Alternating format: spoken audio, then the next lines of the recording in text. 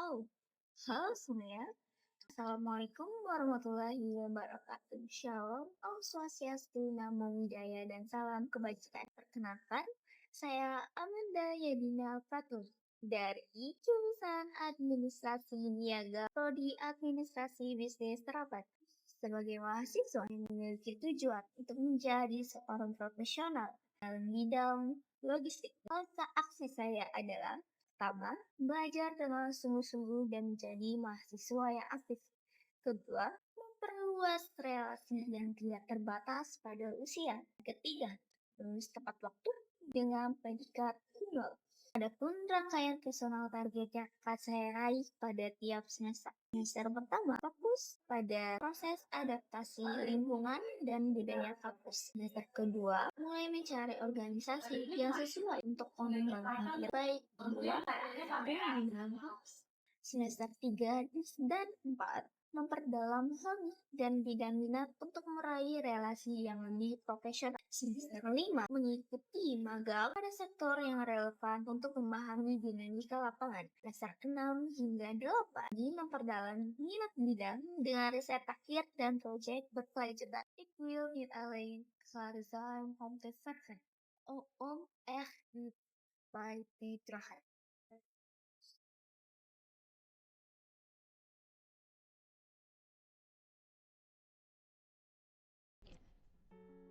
Pancasila adalah untayan kalimat hasil refleksi para pendiri, bukan sebuah karangan yang baru dilahirkan ketika menjelang kemerdekaan. Terbukti melalui sisi historisnya yang memuat pernyataan bahwa Pancasila merupakan hasil kristalisasi budaya dan norma yang telah berbuah sejak lama di masyarakat. Selain itu juga, Pancasila adalah sebuah dasar, yaitu pedoman mengenai cara memandang hidup dan realitas secara menurut. Jadi, bagaimana nilai tersebut dapat diterjemahkan melalui tindakan kecil dalam kehidupan sehari-hari?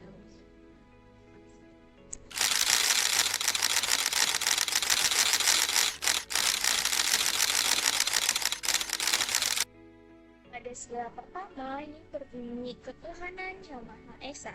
Makna ketuhanan secara spiritualitas bukan hanya sekedar akar yang menyinari sila lainnya, seperti pada konsep sila yang pertama kali diajukan oleh Bung Karno, di mana beliau menempatkan ketuhanan pada baris terakhir. Ketuhanan adalah sebuah puncak dan sumber hukum dari moralitas. Nilai dari kepercayaan membentuk sebuah sifat dasar dan dilanjutkan pada bentuk penerapan oleh sila lain yang bersih, nilai keadilan, kebersamaan, persatuan, dan terkhususnya nilai kemanusiaan yang sangat berpedoman pada aturan yang ada dalam sebuah kepercayaan atau yang biasa kita sebut dengan agama.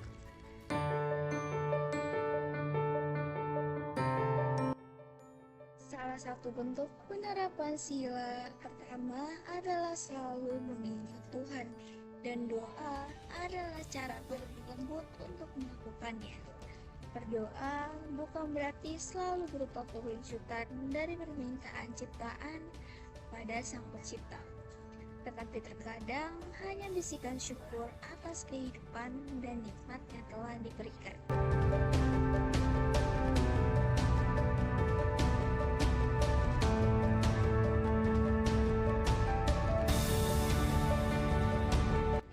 Dalam variasi sinergi program 2025, di mana saya berpartisipasi sebagai peserta, sebelum memulai acara kami menyempatkan waktu untuk mengingat Sang Pemberi waktu, karena semua ilmu dan gagasan yang lahir pada hari tersebut adalah atas nikmat dan izinnya yang telah memberikan pemahaman kepada kita semua.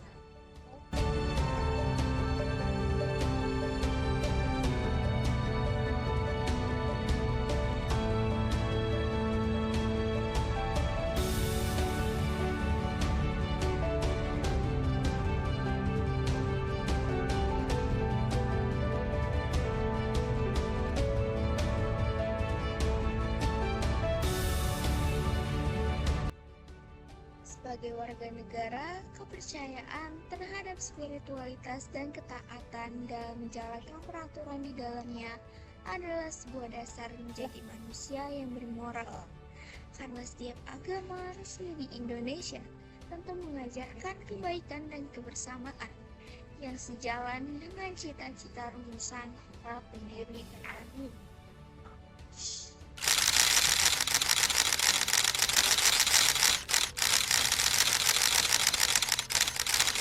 Sila kedua berbunyi kemanusiaan yang adil dan beradab, di mana sila ini merupakan pengembangan dalam konteks tindakan moral dibandingkan sila pertama yang lebih menekankan pada keyakinan.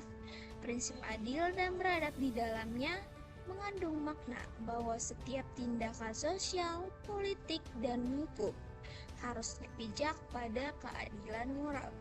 Nilai yang terkandung menegaskan pengakuan dan bentuk penghormatan terhadap eksistensi dan martabat manusia secara utuh.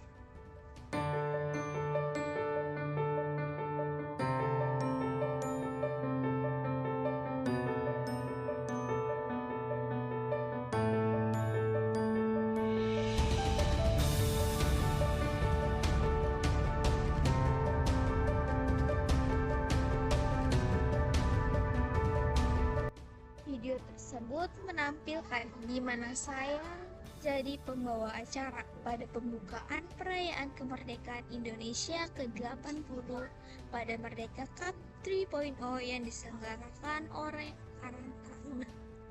Jika ditelaah lebih dalam, kegiatan tersebut merupakan salah satu penerapan dari sila kedua, di mana sebagai pembawa acara yang berhadapan dengan sejumlah pemangku jabatan di lingkungan sekitar, saya harus memperhatikan tutur kata dan etika kesantunan.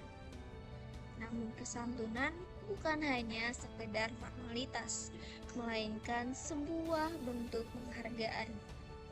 Tidak hanya para pemangku jabatan, tetapi peserta dan masyarakat lain yang hadir juga mempunyai nilai dan martabat yang sama. Jadi, etika kesantunan bukan hanya ditujukan kepada orang berpangkat, tapi juga kepada sesama masyarakat, sebangsa, dan senegara. Kemanusiaan bukan sebatas pada ucapan, tapi berkelanjutan pada tindakan.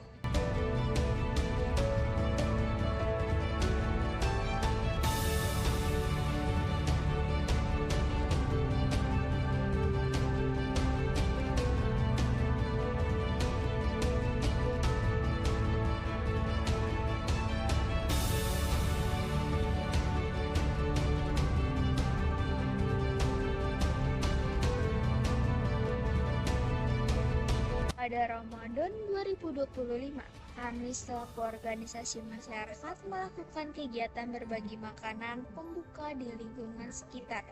Dalam praktiknya, kami melakukan perputaran yang cukup menarik untuk dibahas, yaitu kami berkeliling menarik sumbangan dari masyarakat sekitar, kemudian dibelanjakan makanan yang dijual oleh masyarakat sekitar untuk dibagikan kepada masyarakat sekitar pula. Dari masyarakat kepada masyarakat dan untuk masyarakat.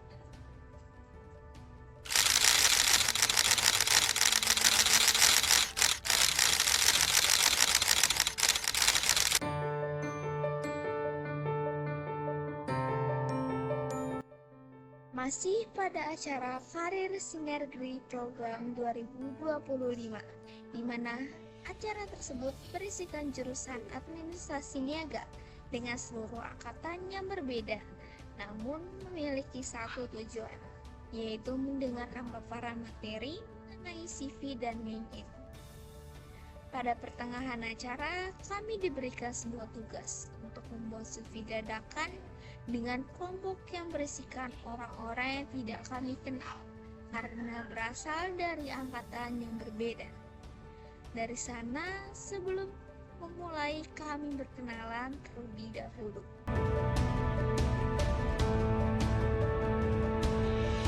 Momen tersebut adalah salah satu penerapan dari sila ketiga yang berbunyi Persatuan Indonesia, di mana kami bekerja sama menyelesaikan tugas tanpa memandang latar belakang, menanya angkatan berapa.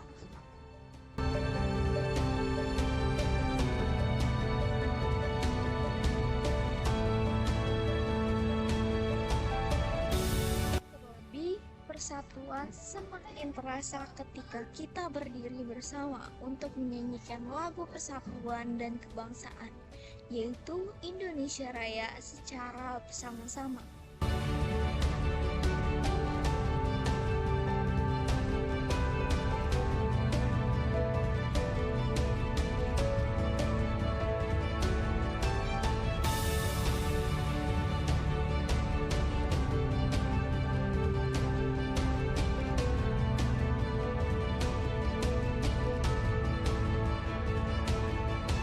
Bagaimana tidak, perbedaan gender, suku, agama, angkatan, dan perbedaan lainnya yang hadir seakan melebur dan disatukan oleh rasa persatuan dan nasionalisme kita terhadap bangsa yang berisi segala perbedaan tersebut.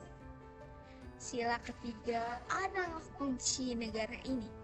Indonesia dapat merdeka dengan ditekankannya bahwa perbedaan yang hadir bukanlah suatu halangan untuk bersatu, namun justru suatu ciri khas dalam sebuah simbol persatuan.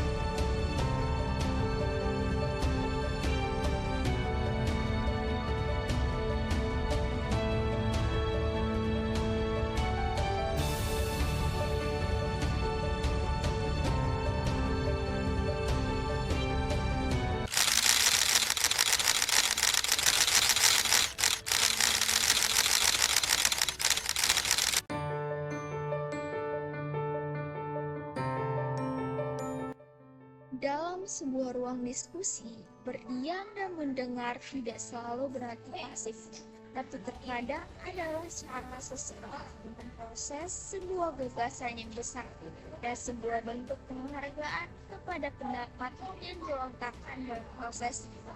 Karena diskusi itu bukan berarti saling berargumen dengan memotong-motong setiap paparan pendapat yang ada.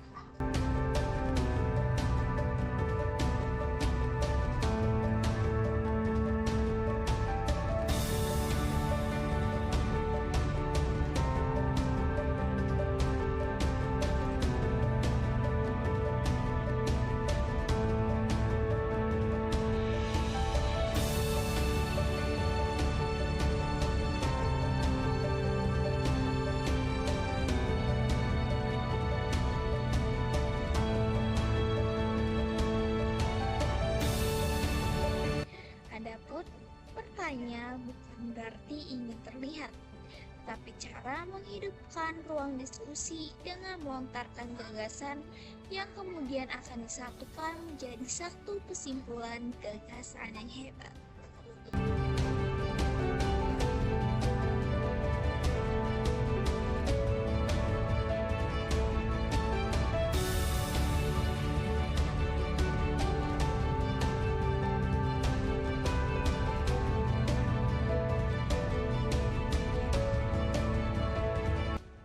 Lagi momen ketika kami memainkan sebuah game, yaitu membangun sebuah tower dari kata setinggi mungkin, berpedoman pada sila keempat yang berbunyi rakyatan yang dipimpin dengan hikmat, kebijaksanaan dalam permusyawaratan perwakilan, yang memuat nilai krusial mengenai gotong royong.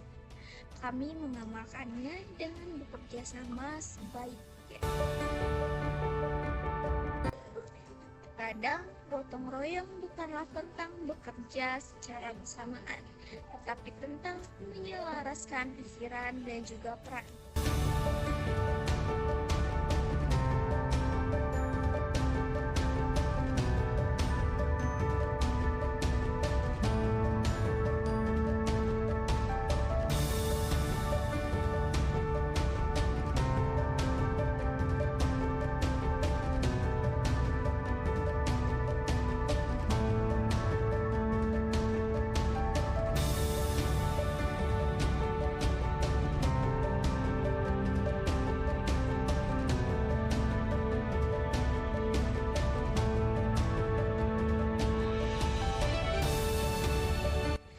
dapat terlihat tower yang dibangun adalah bentuk kekuatan atas kepercayaan bersama dan bukan atas ego individu. Gotong royong yang selaras dapat melahirkan keberhasilan, seperti kami yang berhasil mendirikan tower dan memenangkan game tersebut.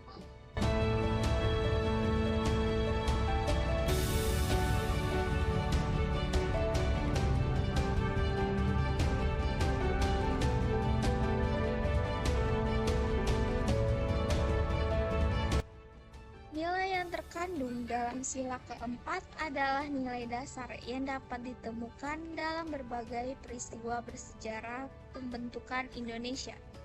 Tanpa musyawarah, ego individu akan memonopoli ruang diskusi dan membuat keputusan tidak berdasarkan apa yang dibutuhkan.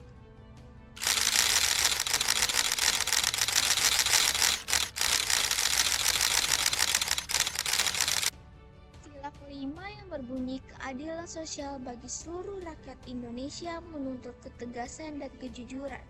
Keadilan yang ditekankan adalah keadilan yang menyeluruh, yang menempatkan manusia sebagai subjek pembangunan, bukan sekedar objek kebijakan.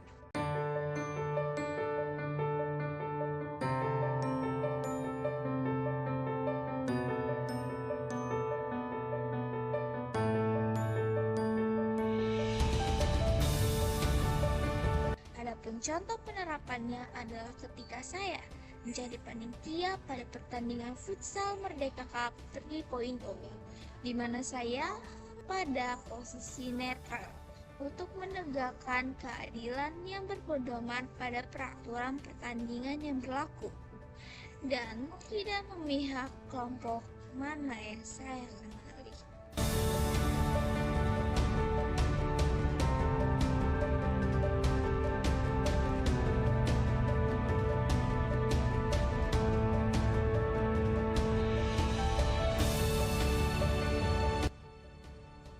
Juga ketika saya melakukan kegiatan mengajar pada anak-anak dengan lintas usia yang beragam.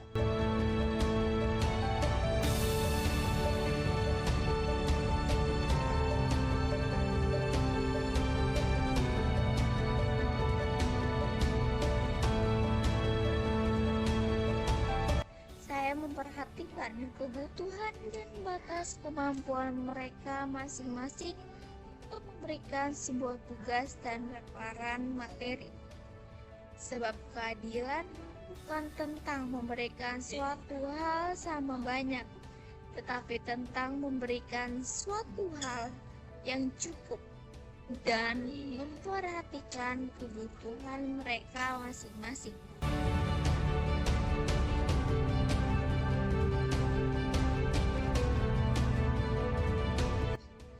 Keadilan adalah nilai yang krusial bagi suatu bangsa. Keadilan yang tidak tepat atau bahkan keadilan yang dihilangkan akan menyebabkan kehancuran bangsa secara perlahan.